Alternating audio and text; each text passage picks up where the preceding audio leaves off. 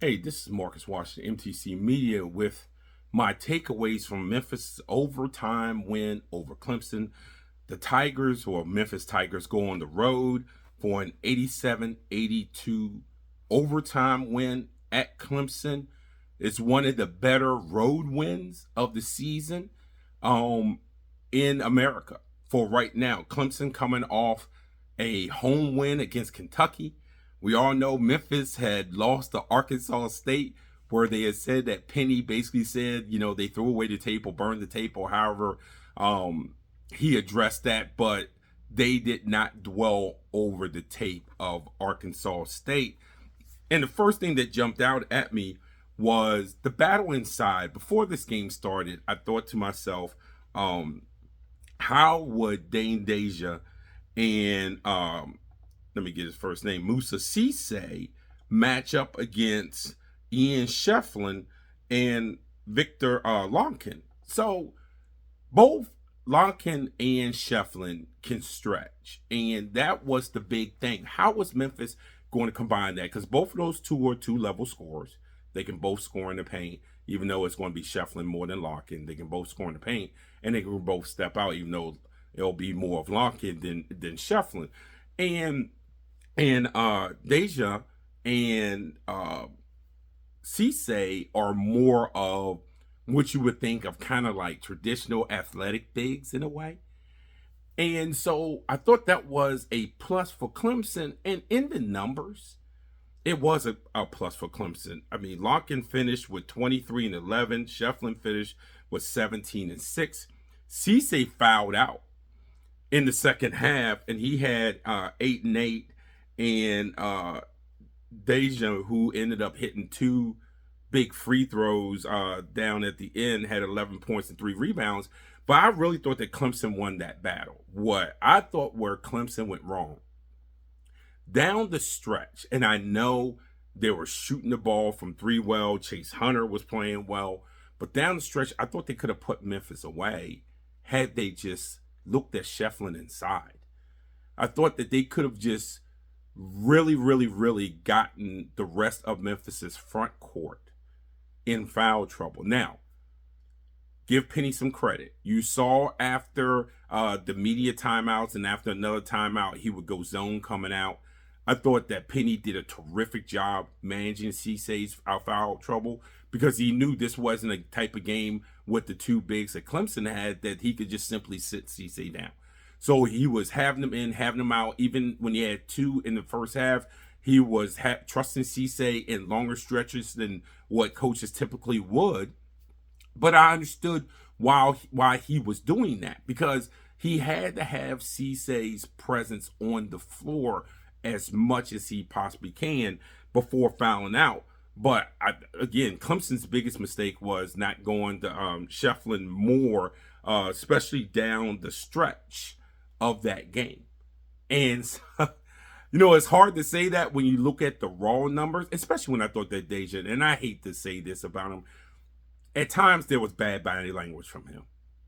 At times I thought he was kind of crybaby-ish. At times I thought he made some plays like, what the heck are you doing? Yet, at the end of the game, he makes 2 crucial free throws on the 50-50 ball on Memphis's one of their late possessions in overtime. He was down there keeping that ball alive when it looked like that was going to be a turnover for Memphis. So he did make some game-winning plays, but I didn't feel as if he let's just put it this way, I thought he could have been better. All right, the second thing that jumped out at me was the 3-point shooting. And again, I felt like early on Clemson took way too many 3-pointers. And they were 1 for 11 at one point in the first half. They were 1 for 11 from 3. And again, I felt like Clemson could have gotten Memphis's big guys in foul trouble. And I thought they shot it too much in the first half. Not so much as they ended up with 31 attempts. And there were 3 for 15 in the first half. So when you think about that, after that, 3 for 15, you're 7 for 16 the rest of the game. And that's a more palatable, that's slightly under 50%. So you say, why? Well, it's not the number necessarily, it's the quality. When Clemson shot the three better, it was because they had pounded Memphis inside. And there was some times where they stepped Lonkin out on Cisse to put Cisse out on the perimeter, which is how they got Cisse's third foul. Lonkin hits a three, and then the next two possessions, you have Clemson running these twist actions with Cisse's guy, with Lonkin, and Cisse's out on the perimeter, and Memphis is kind of switching and not switching. He gets a stupid third foul. And I thought that was great coaching on Clemson's part, right? Those were the things that was getting them in rhythm that they just didn't do early on. Early on, they were just shooting it. And that's where they got that 1-for-11. And then they got better at it. Memphis was 12 for 25. And yes, they did hit a couple of tough ones. But for the most part, I love the looks that Rogers received, and he shot 4 for 7 from 3. Tyrese Hunter, 7 for 11 from 3. Well, those numbers, a lot of those numbers were because, look at the looks. They got him in transition. They got him in ball reversal. They got him in one more. They got him when they swung the ball and had one guarding two, and they made the extra pass. There was a lot of ways that Memphis got theirs, and they just seemed more in rhythm. It seemed more in rhythm. So, yes, they shot darn near 50%. They had 48% from 3. Clemson had 32% from 3.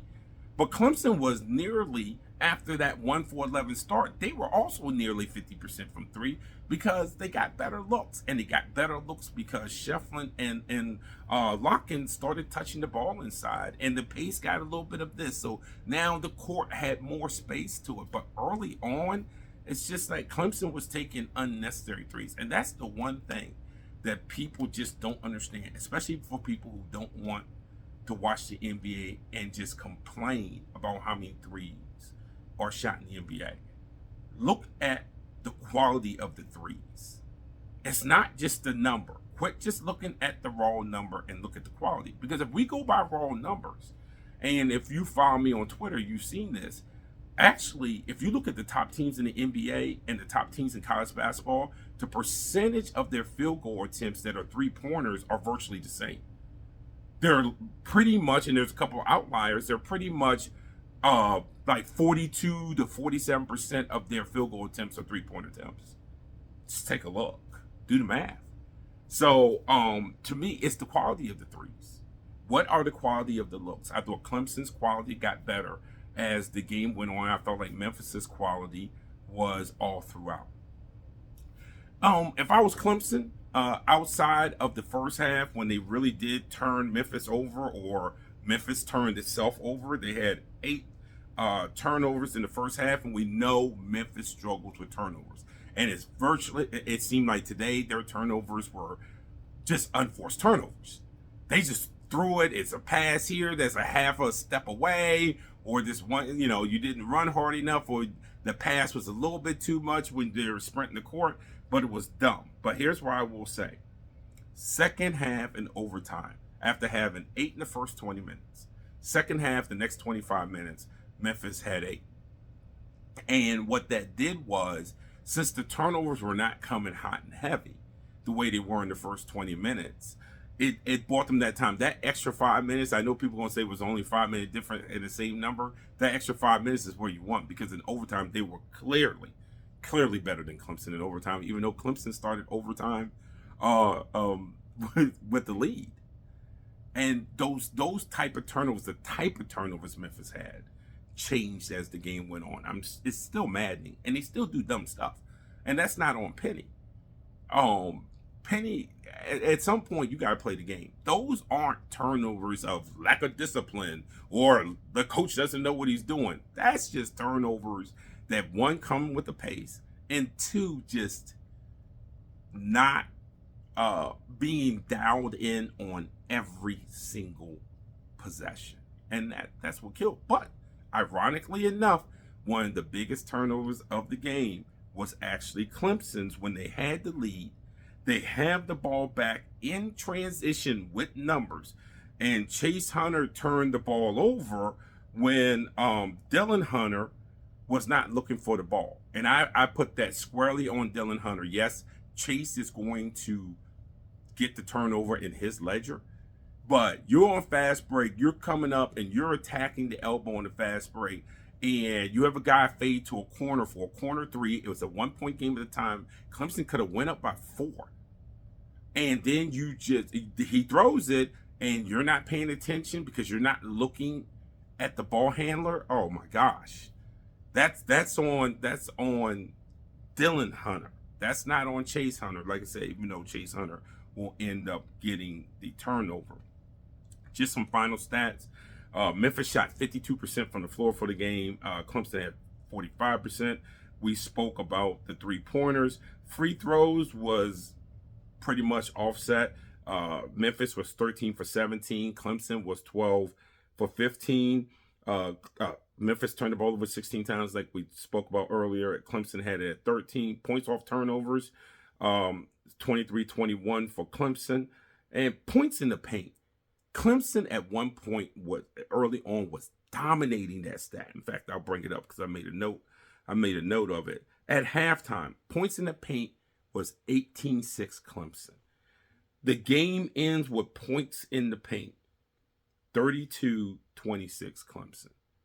And I just felt like Clemson could have kept going, that they could have expanded that number, as opposed to the number essentially was not the same. It was cut in half because it was a +12 and went down to a +6, which is going back to what I was saying earlier. I just thought they could have went back to Shefflin. I thought they could have went to Shefflin more, even if it was just for a touch. I'm not just saying that, oh, he need to have more shot attempts. Even if it was just a touch, let the young man touch the ball. I mean, he finished the game 6 for 13 from the floor, 2 for 5 from 3. He only got 4 free throws. That's the thing. He only got 4 free throws from a guy who can be really physical, a guy who can work his way to the free throw line. And it's hard to fault either one of these two coaches in a game like this. It's hard to fault.